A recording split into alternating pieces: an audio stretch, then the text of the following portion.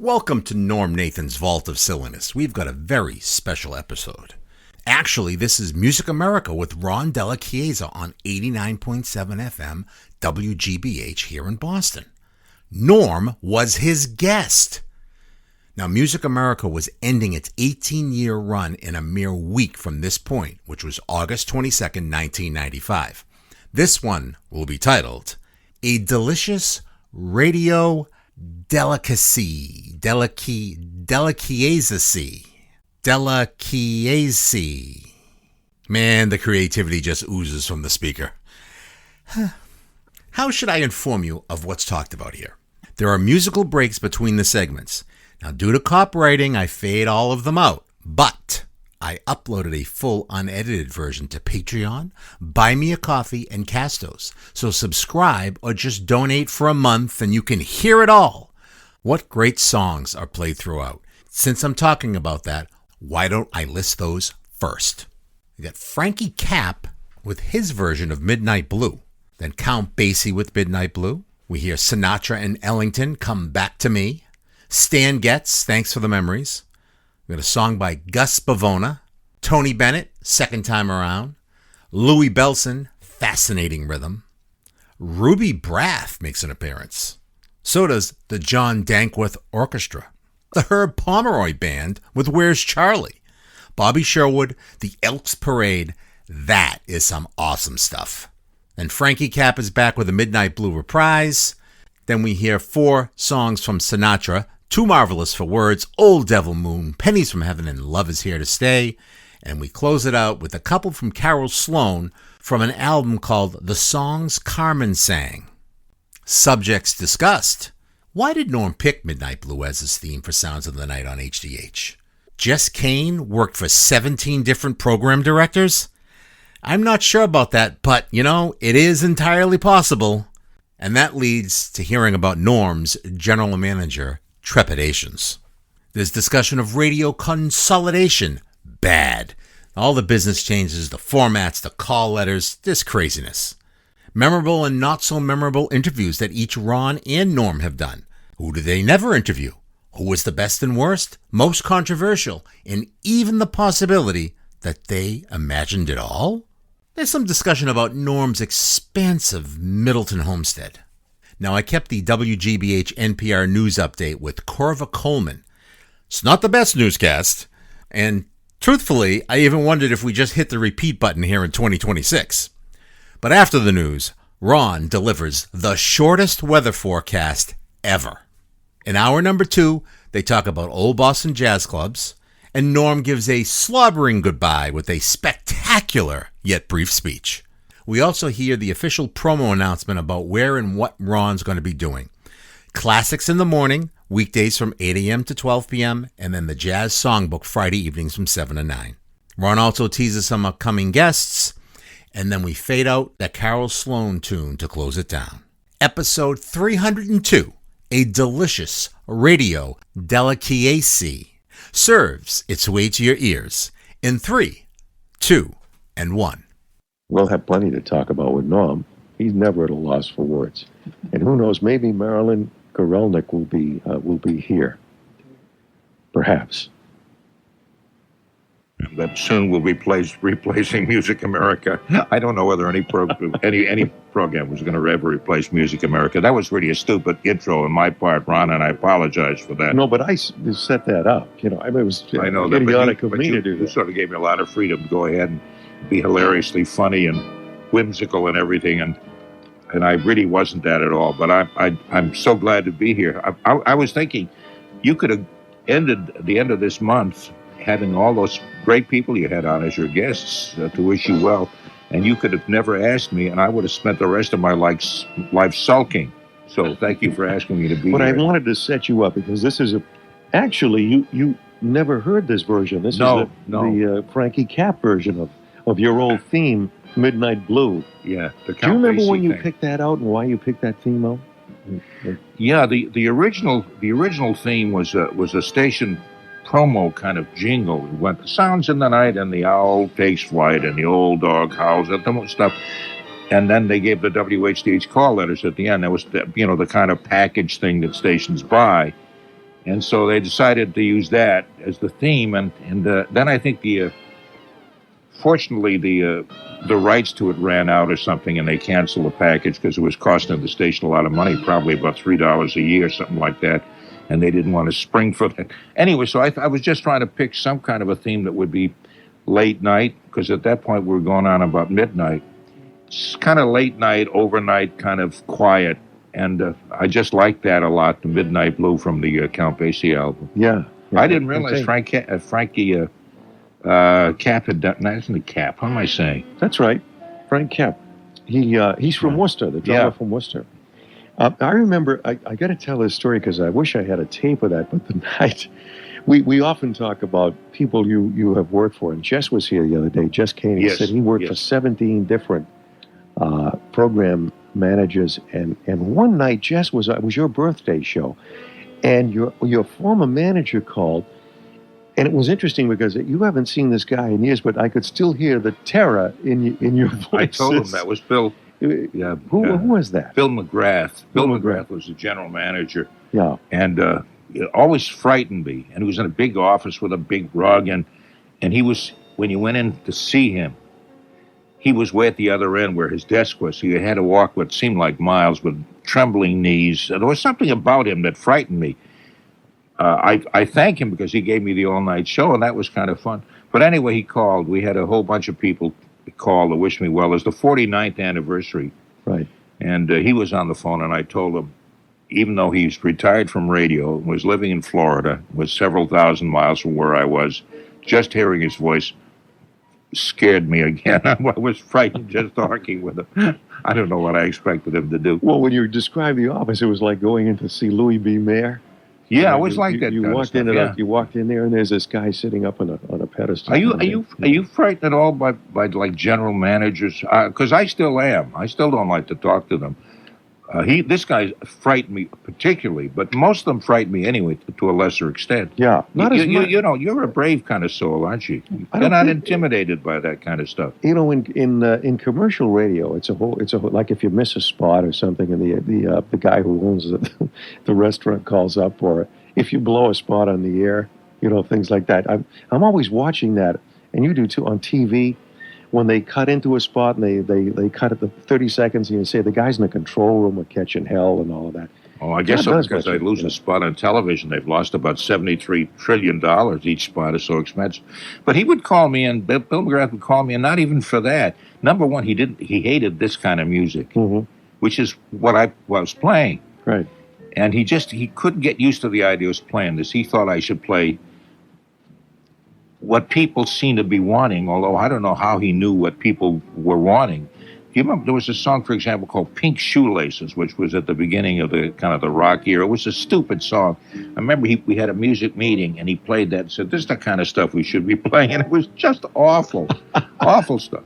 Anyway, so I had to really sneak in all this lovely stuff that you're playing, the Cleo Lane and the Duke Ellington and all that. Well, in a way, you know, Music America was an extension of I always felt of Sounds of the Night, only during the afternoon, creating that kind of ambiance of a show where it could be eclectic and have people dropping in, and you had that happening. So, well, it's nice to have had you on during the daytime. That was always good. I told you the last time we were talking about this, that working out in the garden or even mucking out the horse's stall. I think of you now, even while mucking out the horse's stall. I would have you on our little portable radio, and it made the day very, very pleasant. How poignant, how beautiful. Yeah. But you don't understand, when you live in the country, that kind of muck that you're mucking is like gold. It's good fertilizer and everything. So if you don't mind being associated with it, I find it very comforting. Not at all. In fact, I love the movie Babe. We went to see that recently about the little pig. That's a movie you should see. I want very much to see that. Yes, I'd love to see that. Listen, the old sport is here himself, Norm Nathan. I can't tell you what a delight it is to have him here as we count down to the end of our 18-year run. And we're going to be back with Norm here at 89.7 WGBH Boston. Don't you go away.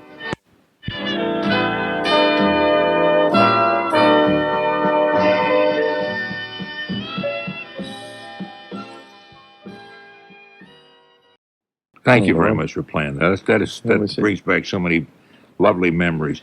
And incidentally, an awful lot of people have been talking about the fact that you'll be going off the air with this program in another week, is it? Yeah, just wait. We're getting down there. And so much sadness by a lot of performers and a lot of non-performers, and people have called me at my own radio station because they heard you mention the fact that I would be on with you, and they thought that was kind of nice, and to wish you well on behalf of a whole lot of them. So you'll be, well, you know that. You obviously, you're at the center of the storm, so you've been hearing from a lot of people, but I have too, even being out in the fringe of it.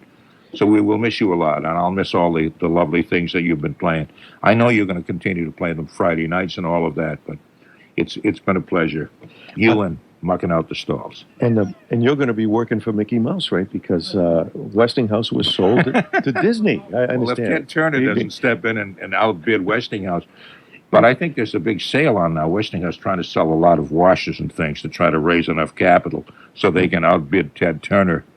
So we'll just see whether they do. I was thinking of perhaps buying I'm in the market for a Westinghouse, a new dryer, and I might get a Westinghouse just to keep them in business longer. Yeah. I'd like to see them, would be nice to work for rumor has it that you had a bid on Rockefeller Center. That's up for grabs. All of these great things are being sold. Have you noticed that? It's incredible. I mean, we never used to sell these things when we were kids. I mean, and radio stations now, companies can own tons of radio stations. You tick off one management, and you're gone from 4 other stations in the same market. At one time, you can go across the street to their competitor, but they are the competitor. Yep. I don't really like the direction this whole business is going in. GBH is one of the few, can I say, independent stations? Is it independent? It's owned locally, is it not? Foundation. It's a foundation which is local. Yeah. You can't say that about many other stations, commercial or especially commercial. Some of those little stations, in the suburbs are owned by just an individual. Like WESX and WHDH, owned by the same person. Right. A handful like that. A handful. I was going to play this because you have interviewed. Did you ever interview Sinatra at all? Never. Interviewed I interviewed his son. Just about everybody, but his son was going to set him up to be interviewed in some way, but it never worked out. No, I would have loved to have interviewed. Ask him really tough questions, then have him hit me in the mouth. How about Ellington? Duke? No, I never interviewed Ellington either. I interviewed some musicians from his band, Count Basie, Woody Herman, most every other band leader. Never Ellington either. That's interesting because those are the two that I never. It's similar that you would run up against the same kind of thing of Duke, and because I missed Duke. I heard him live, but I never interviewed him. And Sinatra's impossible to interview. Although he said on the Larry King show once that Larry said, "You seem to be a difficult guy to get a hold of." He says, "Nobody asked me." Really? Yeah. So I wrote a letter, and he still didn't answer it. You know who else? I was just wondering who else you would have liked to have interviewed that you didn't get a chance to. One other one that I never could interview was Carmen McRae. And I loved the way she sang. I thought kind of a little chilly on the edges, but a lovely style. I thought she was really good. Never would come on the show with me. Never. I remember sitting at a club, some kind of a thing, and I was talking with Buddy Rich, who was there. And Buddy was saying, "You ought to go on with Norm because he's kind of fun. I think you'd enjoy it." And she said no. And any other times I'd call her, and she would never come on. Did you ever interview her? Never interviewed Carmen. Oh, I feel better about that. So here's two people we never interviewed. Who else would you have liked to have interviewed that you never did? We'll talk about that. We'll talk about that after this. And that's a good question. Also, the toughest interviews we had would be good. All right. Excellent. Norm Nathan, the old sport here. Take a train, steal a car, hop a freight, grab a star, come back to me. Ellington and Sinatra, and Norm Nathan is here with us, and those are two giants that we never get a chance to interview. Well, Duke is gone, Sinatra's still around, but impossible to get to in terms of an interview, except for Larry King. No, the closest I got was his son saying he was going to get a tape of a personalized tape that Frank Sinatra's father would make and send to me. I never even got that. I wasn't thrilled with that. I wanted to talk with him, but I never even got that. I was supposed to interview Frank Jr. A few weeks ago down at Tavern on the Green, and had the thing set up with Lenny Triola, who books it. And I get down there with the recorder, saw the show. It was a great band. Carl Fontana. He didn't want to do it after the show. He's sort of like not comfortable, Really? with the public. Yeah. So He doesn't sing at all anymore. Not that he ever sang all that well to begin with, but he mostly conducts the orchestra for his father. He sang a couple of things. This was his own band, his own engagement. Oh, I see. Okay. The Frank Sinatra Jr. Orchestra at Tavern on the Green. Okay, the worst interviews. The worst interview I've ever had. Well, some of the worst. Some of the worst. Yeah, some of the worst. There were a number of. Anita O'Day was probably, I'd rank her high among the lowest. Me too. You too? Right there with you. Yeah, she came up with a little dog, which is okay because I have animals too. That's okay. But the dog, our studios were at Park Square still at that time, St. James Place, where the old Greyhound bus terminal was. And she had to come upstairs. We had to get this night watchman, the security guard, since it was the paid furniture building, was not owned by WHDH. We had to get him to bring the guests up, and I had to beg and plead him. The only time he ever was cooperative was when he was drunk, so we tried to get him drunk, then he'd be jovial. Anyway, so she gave him a bad time to begin with, and he was not even going to bring her up, and finally he did. We're talking, and after about the fourth question, while her dog, by the way, is chewing away at the wires on the floor. I don't know why there were wires on the floor. It must have been wired badly there. And I thought, the dog is going to get electrocuted, or we all are, and we'll be off the air. And I try to suggest to her that maybe it might be best if she confines him to one area away from there. But she would have none of that. And after about the fourth question, she said, "What is this, some kind of an inquisition?" I was just asking her questions very gently. Right. She was mean, and she was tough. That little dog is on her label, Emily Records. Oh, really? The little dog, a sketch of the dog. No kidding. My Anita O'Day story, similar to yours. She came in, and I was doing the interview, and we were in progress, and I was playing the record, and I asked her one question, then put the record on, then I turned around and she had split. Oh, no good. She just walked out. I mean, it was just not... you were probably better off, even though it may not have seemed that at the time. Yeah. Johnny Hodges was a toughie, the saxophone, alto sax player with the Ellington band, in the sense that when we were on the air, he would not answer anything straight. He would change his voice. He would say, "I'm not Johnny Hodges. I'm his son, or I'm his father," and he would not. Then I play a record, and while the record was on, he would then talk straight and everything. So I thought, he'll be okay after this next time. And as soon as the record ended and I started talking with him, he would go through all this gibberish again. Never could get anything straight out of the guy. Did you ever talk with him? Never met Hodges. Oh, he was, I thought maybe he was, I don't know what the problem was. We call this Classic Moments in radio with the old sport, Norm Nathan, and Ron Della Chiesa here as we count down to the end of our 18-year run. Here's a gentleman who is always...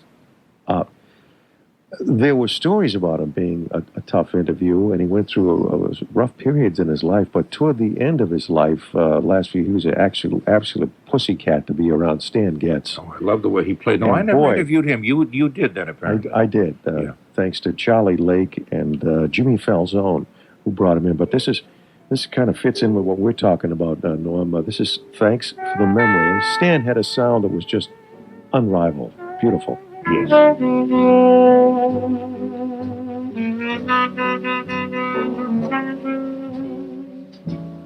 Is that lovely sound, Norm? It's so beautiful. Stan Getz. Beautiful, Gosh, yeah. What a musician. That's the lovely sound that Ben Webster had, that cushiony kind of gentle, floating kind of thing. Scott Hamilton I guess not among the newer people, because he's been around for a long time too. Yeah. Has that? That's a kind of a saxophone that's so lovely. If I could play saxophone, I could play it like that. I'd lock myself in my room and I'd play hours, maybe for days, never come out. Mm-hmm. No food, nothing. Just listen to myself playing all this beautiful songs. Wouldn't it be great to go like in the middle of the Longfellow Bridge at night and just play? Like at 2 or 3 in the morning, like Sonny Rollins did. Sonny Rollins did on the bridge. Yeah, that's no, right. And people ask me, they enjoy your BZ radio show. As a matter of fact, you come in, you get the signal on BZ at night is phenomenal. It really is They asked me a question, and I never thought to ask you, is there something in the license that says you can't play records over there? Or CDs? Yeah, they don't have a license. You have to have a BMI and ASCAP license to play music. Yeah. We don't have it. And if you don't have it, it was like when I was with WEI when they were all news. They didn't have a license either. So even when we were reviewing records, you could play 30. You could play up to 30 seconds. After that, I mean, you can't. You're in violation of something. I see. And I guess I thought maybe the license fee was cheap, and they were even cheaper and wouldn't pay it. But I'm told, depending on the range of the station and the size, it can be quite expensive. And they feel they're mostly talking news, and they don't play much music anyway. So why spend for that? I think they should spend for that, just so every now and then I could play a Mel Torme thing. I was just thinking, can you imagine you easing back into sounds in the night, slowly, doing that whole thing? I'd love to be able to do that. A talk and music program, I think, would be nice. Yeah. But you do have some interesting calls, and I notice when you do get a listener that is attractive to you, you stay with it for a while. Well, we've had a fair amount of jazz musicians on. I have them on, even though I can't play their music, which probably is kind of silly, or I might play a little bit of it. I've talked with Mel Torme and George Shearing. Herb Pomeroy was in the studio one night. We're talking about when he retired. He hasn't really retired, but he was stepping down from the Berkeley School and all that. Mm-hmm. So I try to. I still haven't forgotten my real great love, which is this kind of music. So I have them on whenever I can, even though I really can't play much of what they've recorded. Mm-hmm. Yeah. Carol Sloan was on too. Also, I know she's been on, sitting in for you a whole lot of times. She's been on with me there, and she was on the old show too. She must be an old lady. You didn't realize she was not an old lady. No. But she sat in with Sounds of the Night, and that hasn't been on the air in almost 30 years. No, I don't think of her as an old lady. Carol was a nice lady. When she started in the business, I think she was 16. On the road with Les Elgart. I think she was just a teenager when she went out on the road. The old sport, Norm Nathan, is here. Memorable interviews and not so memorable interviews we've had is our topic, and we'll get back to that because I want to play a Gus Bavona record for you. Oh yeah, Gus Bavona, the clarinet player. And I know we both interviewed Woody Herman, right? There was a beautiful guy. He was a real class act. We'll talk. In later years, he looked like my father. I'll tell you about that another day. He did? Exactly like my father. I saw him down at the South Shore Music Theater with his band playing opposite Lionel Hampton. And he came out, and I thought, my father suddenly has got hip. He walked exactly the same way, had the same face, the same big nose. It was kind of weird to watch it.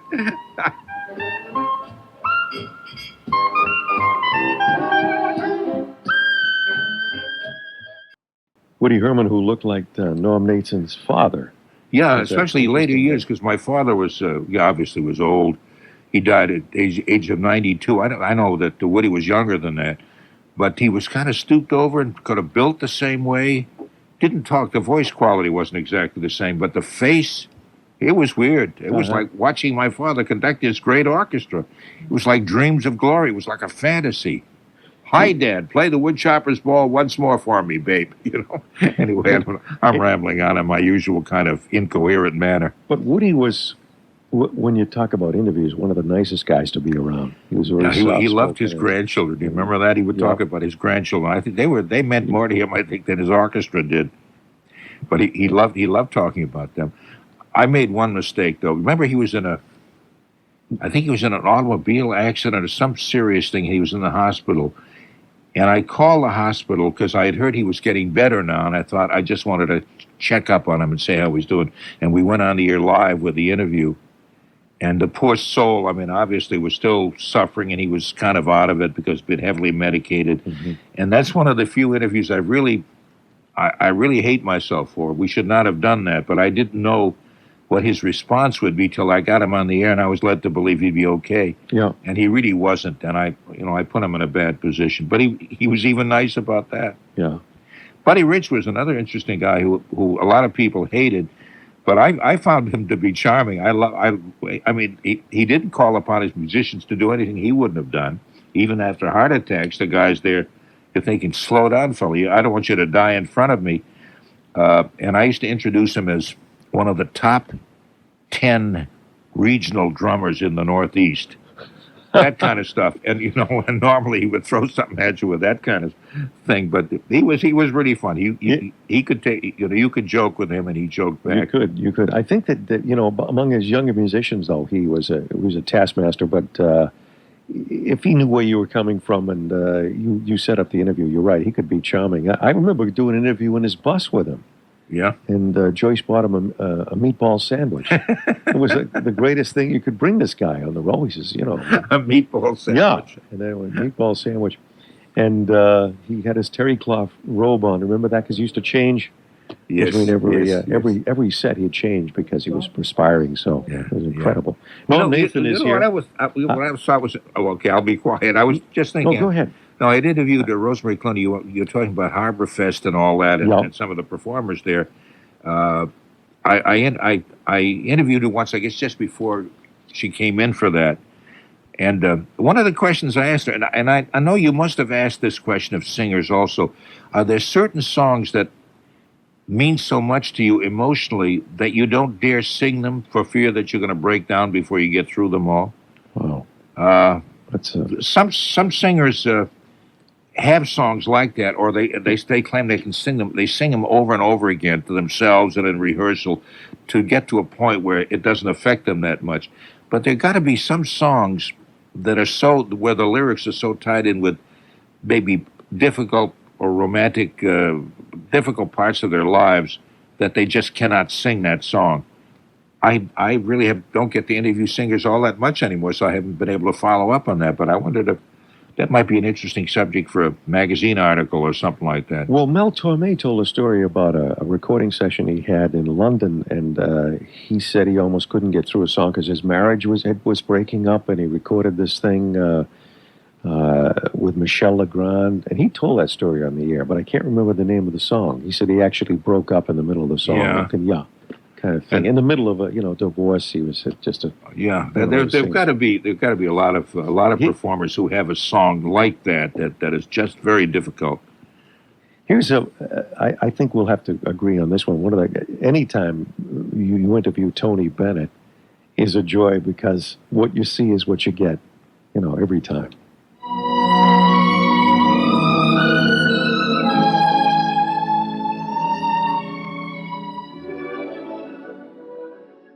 Tony Bennett, and he said, I know you've interviewed many times, and he's come sitting right where you are. Yeah, and those blue eyes kind of pop right out of his head at you. The bluest eyes I've ever seen. A nice, gentle kind of man, and a lovely painter, too. Exactly. And all that kind of stuff. A very, very nice man who sings a song like he's living the experience right at that very moment. I wonder if there's a song he can't sing because it brings back too many difficult memories. Never thought to ask him that. Promise me you'll ask him next time and tell me. Okay.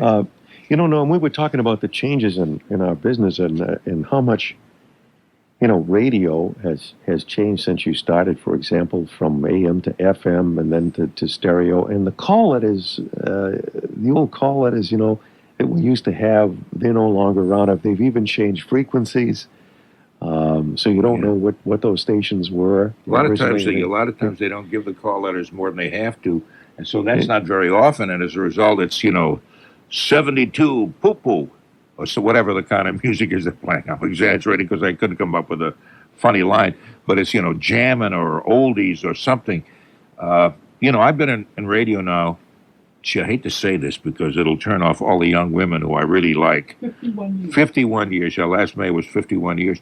So I've been here since we're a handful of AM stations, no FM stations, and the major AM with this network station. Anyway, what I'm saying is through the years, despite the fact that I've been around that long up to now, I've lost track of what stations are what. They've changed call letters so much. They've formats they change in the middle of a commercial. You don't know what they're gonna play that afternoon. We country. We didn't do country. We're gonna play Albanian music backwards. That's gonna be nobody's doing it in this city. And our consultant at St. Paul, Minnesota, says that's the way to go. So I've totally lost track. I don't even know how to find stations on the dial anymore. Thank goodness for GBH, which is there. at the same place, which is nice. You can find it. They can find you, too, on BZ. 89.7. I wanted to show you. I wasn't just making that up. And you're 1030, right? We're 1030, that's right. And it's always been WBZ. Of course. I miss the fact that there's no WHDH anymore. I still can't get used to the fact that that's WEI. I still think of it the other one. And WHDH we used to have fun with because we used to have fish news. And so we told people WHDH stood for We Have Fresh Haddock. I like that. Oh, we have dead haddock. I'm sorry. Fresh haddock doesn't make sense. We have dead haddock. We have dead haddock, yeah. We used to have to read fish news every morning, about 15-minute report of how many boats were coming into Boston. You could build a whole jingle around that, with Debussy's La Mer or something. I want to play Louis Bellson because you talk about another, peach of a guy, Louis. He'll be here tomorrow, by the way. He's coming in. Louis will be here tomorrow? He's going to do a Cooking with Jazz Friday and Saturday. Oh, yeah. He's going to come in tomorrow after Chris Lydon is here. So that'll be... Oh, so you're going to have Chris Lydon and Louis Bellson, a big doubleheader tomorrow. Back to back.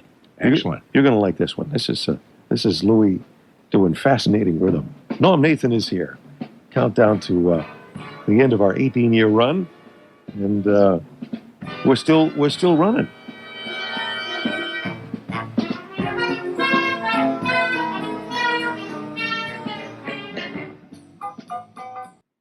Oh yeah! That's so nice. That's so nice. These guys just, I hate to say wail because it sounds like a 1950s or 40s hippie, but they really do, and they make it sound just so easy, so just lovely. Yeah. I'm sorry. I feel so badly that I won't be able to tune in during the daytime, during the week, and catch you, because music like that ought not to be lost. It ought to. I mean, everybody. So many people enjoy it. I don't understand what the standards are in presenting music or changing programming or anything, but there are an awful lot of disappointed people, not right this second because they're hearing you and they're listening to that music, but they're anticipating, the end of the program in another week or so, and that's really sad. I wish you well, and I know you'll still be around. So I think what we can do is I'll tune you in, because I do like classical music a lot too. Tune you in, and then when you introduce something, maybe I'll turn the radio down and then throw on a jazz thing and pretend that you've introduced it. Well, that'll be kind of nice. So I can do my own Ron Della Chiesa program at home. I think I'm going to do that. Yeah. How are the animals going to adjust to this? You live on a farm, and I know you spend a lot of time on your farm. Do you have? Well, it's not really a farm exactly. I have chickens. Yeah. I have a couple of huge dogs. Do you mind if I go through the itinerary of the animals? It takes 2 seconds. It's not a big deal. I have these Newfoundlands that are the size of St. Bernards, big work dogs, 2 of them, and 3 cats.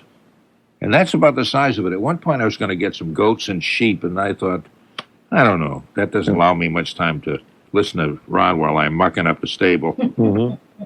But you're out there early in the morning, huh? Well, to some point. There's a lovely lady who lives in Dorchester who loves horses, and so she comes out and takes care of my horse and rides her and stuff, and she does the mucking out. I did that for dramatic effect, just so it's an even swap. She can ride the horse and pretend it's hers, and all I have to do is pay the bills, and then she comes up, but she exercises the horse and all that. And I love looking outside and seeing the horse in the paddock, munching away at the grass. It's a nice scene. How about saying a few words about this gentleman? Ruby Braff. We both know him. And you've known him for years. Ruby's a long, long time ago. He's from this area. He lives down on the Cape now. Yeah. And I caught him not long ago at he played not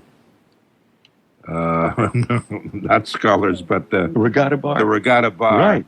And he's not well. He has lung disease. He's got emphysema, as a matter of fact. And I couldn't imagine how he would play, but he played magnificently. He sustained notes and everything. Yeah, I can. He came up for an interview one night, and I nearly lost my job. Those were much milder times when you said less than you could now. But a great musician.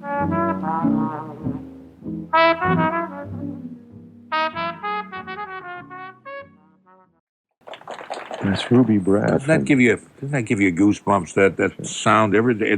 He plays in such a lovely romantic way. Yep, it's a pleasure to have him around. He does, and came out of I think Ruby grew up in Mattapan when he was a kid. I believe so. He was on the show. We're talking about how radio has changed through the years. At one time, Ruby was on. He was in a show, a Rogers and Hammerstein show. Pipe Dream. Was that Pipe Dream? He came out as a Mexican with a big hat, and there was a quartet or something like. And he played the cornet there, and they're playing. Anyway, he came on the show afterwards, and he was a feisty little guy back then. And he came on and talked about. He started blasting George Wein. I guess he's been having a feud with him all through the years. And he started blasting other things, including not Oscar Hammerstein, but Richard Rogers. And nowadays, I mean, you look for that, and it's mild in radio. They go out of their way, people do, to try to get controversy going. But then we didn't. And the management was ready to fire me for that. And, everything was kind of like, goody two-shoes kind of radio. This is goody two-shoes radio. Goody two-shoes, round the clock. So you couldn't say anything bad. I remember Charlie Mingus came on, the great bass player, and he started saying, how many black people do you have working here? And I said, I don't know. I'm not many. I think only the janitor at that time was black. We didn't integrate radio for a while. And he started going into that. I mean, it seems funny to think that there was a taboo. I mean, almost everything was taboo back then. Mm-hmm. And mercifully, it isn't anymore. So that's one of the good things about radio. I think that we've grown up and we do talk issues. Sometimes we talk issues that are not worth talking about, but basically, at least we don't shy away from things that people ought to be discussing. Thank you very much. I'll be back in a moment with a postscript. What was that great Green Street line? I'll enjoy talking with a man who likes to talk. I think that's in Maltese Falcon or something. Anyway, Norm Nathan is here with us, and you wanted to ask me a question before the news. Yes, I did. Did you forget the question? Oh, yeah. Oh, there you go. No, I remembered it now. In fact, when I was listening to Cleo Lane, when you were playing her earlier with Duke Ellington's orchestra, I was thinking of all the times I have seen her, which is a fair amount of time and all that. And then one time popped into my mind, and it was at somebody's house. There was a party there, and I couldn't think of what it was for. It was a fundraiser, a private fundraiser, and this was the kickoff. She was there with her husband. And then I began thinking, did that really happen? And how come, does life get to be a blur with you after a while where you think back and you can't remember where you were when, or did you really see that, or did you just imagine you were there? Mm-hmm. Where reality and fantasy become all mixed up? You're as nutty as I am? Does that happen to you? I've had a couple of those recurring dreams that are like that I can't separate from reality, from fantasy. That I'm interviewing Sinatra, but I never really did. We talked about that earlier. Yeah, because I was thinking about this private party with Cleo Lane, and I thought, was there really a private party where she played, or did I imagine that? Because it seemed kind of funny to go up to somebody's apartment. I can't remember where it was. But as I thought more of it, it did really happen. But that happens a lot to me. I can't remember whether I really sat and talked with these people or whether I did not. Now, you mentioned Cleo Lane, and you can't remember whether that... Anthony Quinn is somebody I can't remember. I think vaguely I remember interviewing him, but it may have been in a dream kind of situation. That's a whole other show, right? Yeah, that's great. Norm, can you stick around? Or No, I'd love to, because otherwise maybe I can beat the traffic if I stay here a little longer. I got news coming up, and then I'd love to have you come in and regale us with more of these stories, and maybe tell us about Maryland and that whole scene. Okay. All right. Sure. Norm Nathan, the old sport here, as we count down to the end of our 18-year journey, and Norm has certainly inspired a lot of what went into this show as a humorist and also as a radio artist and a guy who just digs the sound. So this is, speaking of Cleo Lane, this is her better half, John Dankworth, with his orchestra.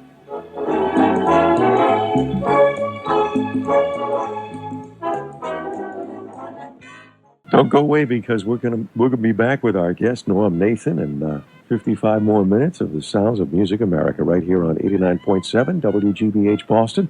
Following this pause for news and weather.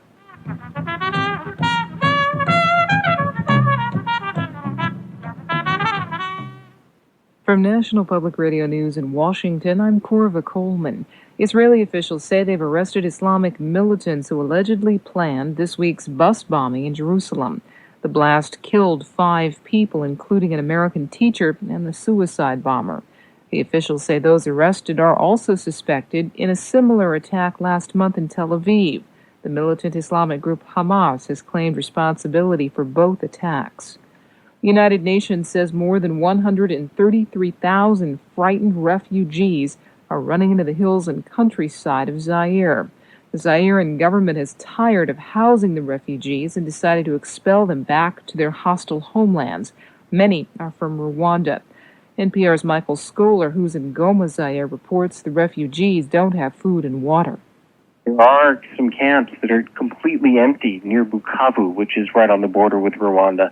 And from what I'm hearing and seeing up here, there are people that clearly are going into the countryside and into the hills to hide. The big concern on the part of the UN is that these are all people that have been receiving regular food supplements, and now that they're going into the hills, there's absolutely no way to get food to them. And the concern is that they're not going to have clean water, they're not going to have enough food, and people are going to start getting sick, and there'll be another sort of humanitarian crisis with all these that are fleeing. Despite the grim situation, Zaire says it'll still force out refugees. The UN is sending its High Commissioner for Refugees to Zaire and hopes she will be able to pressure the government to change its mind. The UN's top arms inspector says Iraq isn't a military threat to its neighbors anymore. Ralph Akea says Baghdad no longer has the ability to strike with chemical weapons or long-range missiles. He told reporters in Jordan today Iraqi authorities have helped their case by divulging more information.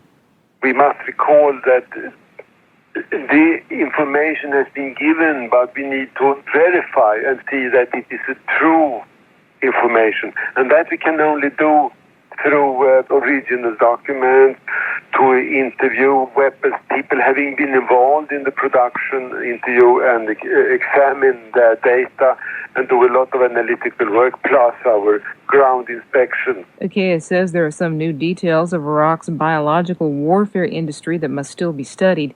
He says he's gotten more information on the weapons program from a high-level Iraqi defector who led his country's efforts to get weapons of mass destruction.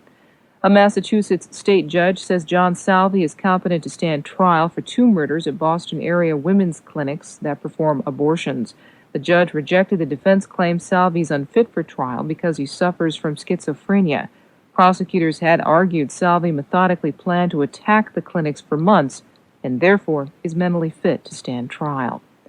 On Wall Street, the Dow Jones is off more than 31 points at 4,589. This is NPR. And the weather we'll have tonight, variable cloudiness, lows around 65. Tomorrow will be a nice day, sunny, breezy, warmer than today, highs around 90 degrees. Just a reminder that we're here because of you. We thank you for your generous member contributions, and also we thank the 700,000 women and men who are the members of the Laborers International Union of North America who join in bringing you the live Boston Symphony broadcast from Tanglewood every Sunday afternoon. Back with our guest, the old sport Norm Nathan, here on the Music America Show on WGBH Boston.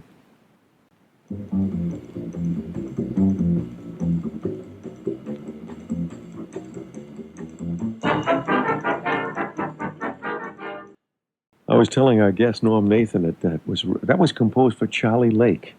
That is nice. That is something nice? to hear the Herb Pomeroy Band again. Where's Charlie? Where's Charlie? He was the band boy with the band, the Herb Pomeroy Band, back when this was recorded in the 50s. And guys you know, we know, Herb Pomeroy, of course, playing. So Gene DeStasio and Jimmy Mosher. Oh, yeah. Bringing back those It's good to names. hear those names again. Yeah. Lovely musicians, all of them. And, of course, all of us used to crowd into the stables. Crowding is probably the right word for it, because it was a little club who doesn't exist in any form anymore. It's at the end of the Mass Pike coming into Copley Square. Right. And we'd go in there. I don't know why. It never sounded loud. He was a big band wailing, big 16-piece band. They're really going. And the club is about the size of the average bathroom in a condominium. I try to give picturesque phrases so you can picture what I'm talking about. See, I know you can picture the size. Anyway, and the band, you'd be sitting right in front of the band, you know, no matter where you sat, and they're blowing and they're wailing. And why it never sounded loud. I just thought something when you said that. Actually, the band played in the bathroom, and you were sitting in the club. Made it even more intimate. But, I wondered about the flushing. Yeah. It was small, and there was a ramp you had to go down. You remember the ramp? Yeah, I do remember. There was the bar was, you'd walk in, the bar was on the left, and then you'd walk down this ramp, and you'd be in this place. It was kind of a respite from the show bar, remember, which was right next door? Right. With Freddie Hall, and she's all dolled up. There was a guy, couldn't sing at all, but I mean, he was so beloved. Southie is my hometown, remember? It's kind of funny, that whole block course no longer exists. Doesn't exist. Did it ever exist, or do you think we're just fantasizing that it existed? I think it's the same thing we were talking about before. Were we there? Were we in Mechanics Hall or the Brunswick Hotel? Remember you get that very heavily Are you going to be able to do philosophical stuff like this on your new morning show? I'm going to try. Because I think I'd miss it if you did not do it. But when you think about that period in Boston, Norm, really, you do wonder if it existed. I mean, because so much of it is gone. The old Boston Opera House, for example, I was talking about that the other day. Anybody who was there, how could you forget being in that place? Do you remember it was like the Diamond Horseshoe? Yes, and I remember, was it Joe Fitzgerald who quoted you as saying that also? Yeah. And you were mentioning, that if that were in Europe, that building would still be standing. I think maybe if it could have stood a little bit longer, it might be. I think we have a different attitude about tearing down old, lovely places like that. I have a feeling we're not as apt to do it. You think so? Maybe that's not true. Well, do you think Fenway will go? I mean, that's a big question. They're talking, I don't know. They've got a new theory each day. The latest one, I guess, is maybe they'll rent it out and put business things in the middle, but keep the outline. Yeah, that'd be nice. Jazz in the Stable, it was one of the albums. I've got one I'm going to play. This nice lady has been calling, and she missed it the first time around, and you heard it in the car, so I'm going to play it again for you, too. The Elks Parade. Bobby Sherwood. Yeah, this is off the air. It's the Elks Parade.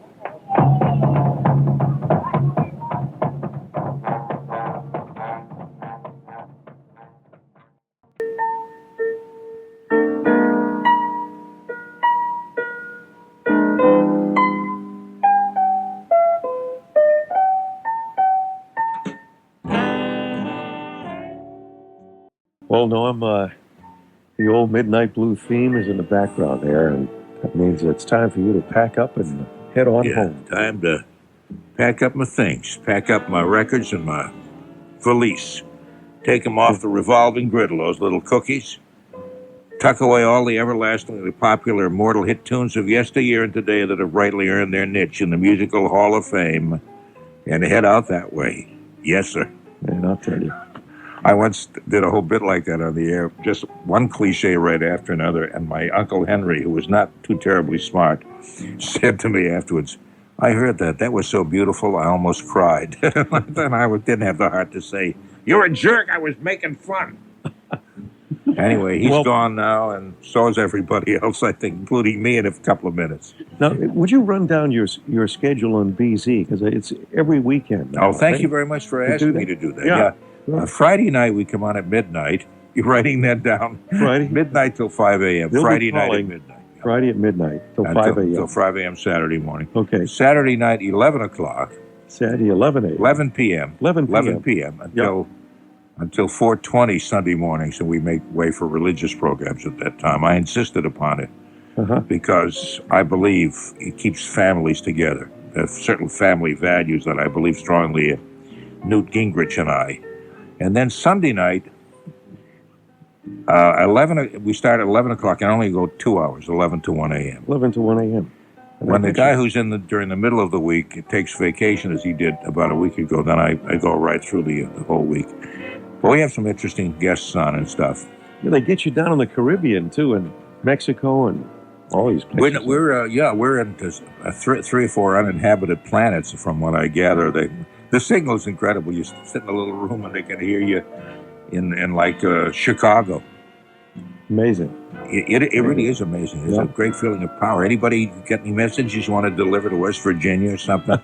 You could use my program as kind of instead of paying the toll on the phone line.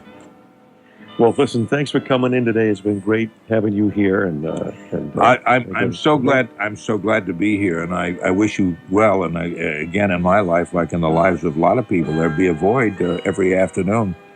And I wish you good luck in your new enterprise, and I hope things work out well for you. I don't know whether I wish the management all that good luck, but anyway, I wish it to you. And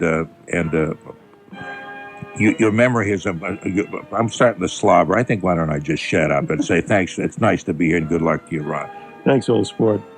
Norm Nathan, who brought us this great theme, Sounds in the Night, for many, many years, and we're doing it by Frankie Cap and his band.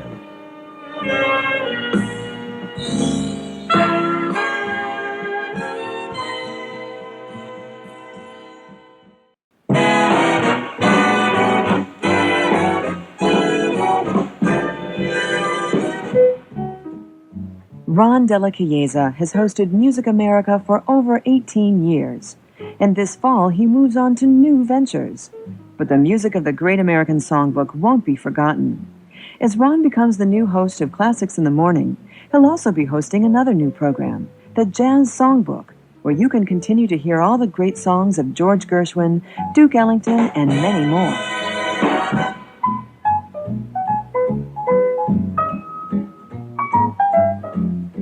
We'll miss him on Music America, but we hope you'll stay with us weekdays for Classics in the Morning from 8 until noon, and for the Jazz Songbook every Friday evening from 7 until 9. Classical, jazz, folk, and news. This is 89.7 FM WGBH Boston.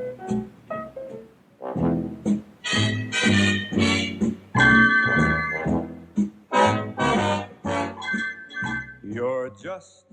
Little Sinatra is always good for what ails you, no matter where you are, what you're doing, how you're feeling. Particularly in the period when he was making the great Capitol recordings with Nelson Riddle. And that's right at the top of the list, the songs from Swingin' Lovers collection. Played some of that the other day and had a request for more of it, so always happy to oblige. Sinatra, Swingin' Lovers, Nelson Riddle, Capitol. Can't go wrong. 28 minutes before 5 o'clock the time. Ron Della Chiesa here with the Music America Countdown as we celebrate 18 years of being with you here in the afternoon. And I want to mention who's coming in tomorrow. An old WGBH friend who I've known for many, many years. Chris Lydon will be dropping by around 3 o'clock. Then jazz great Louis Bellson, drummer Louis Bellson. On the eve of his opening for Cookin' with Jazz, Louis coming to Scullers in the Doubletree Guest Suites Hotel at 400 Soldiers Field Road. We'll be performing there Friday and Saturday night. And my wife Joyce preparing another one of her specialties, the Cookin' with Jazz menu for you to enjoy. And Louis, of course, will be cooking with his group on the bandstand. That's Friday, August 25th, and Saturday, August 26th, the great drummer Louis Bellson Cookin' with Jazz. WGBH members, don't forget to get your member discount. You can make reservations for the dinner and the early show or the dinner and the late show. The number for information is 562-4111. That's area code 617-562-4111. Guess what? It's finally arrived. Carol Sloane's latest CD as a tribute to one of her mentors and her great friend, Carmen McRae, with special guest Phil Woods. Here's Carol Sloane. The songs Carmen sang. If I didn't care, I wouldn't feel like I do. This was such a special discovery here in the Vault of Silliness. Let me remind you that if you are so inclined to hear all the great music between the segments, check out the links in the bio and the description of this episode, as the complete unedited versions are available there. Thank you just so darn much for listening. Closing the vault and leaving this world a little sillier than we found it. 4 classic radio moments. Sounds in the Night, Midnight Blue, Pink Shoelaces, WHDH, WGBH, Music America, Jess Cain, Frankie Cap, Bill McGrath, Mucking Out the Stalls, Payne Furniture, Drunk Night Watchman, Anita O'Day and her dog, playing sax on the Longfellow Bridge at midnight, class act Woody Herman and his grandchildren, Meatball Subs, Haberfest, Fish News, 2 dogs, 3 cats, some chickens, and a horse. Scullers, The Regatta Bar, Goody Two Shoes Radio, Corva Coleman, Herb Pomeroy, Picturesque Phrases, The Stables, Mechanics Hall, The Brunswick Hotel, Philosophy, The Boston Opera House, Uncle Henry, Slobbering Goodbyes, Cooking with Jazz, Ron Della Chiesa, and, for a change, the interviewee, the old sport himself, Norm Nathan. I'm Tony Nesbitt. Does life get to be a blur with you after a while where you think back and you can't remember where you were when, or did you really see that, or did you just imagine you were there? Mm-hmm. Where reality and fantasy become all mixed up?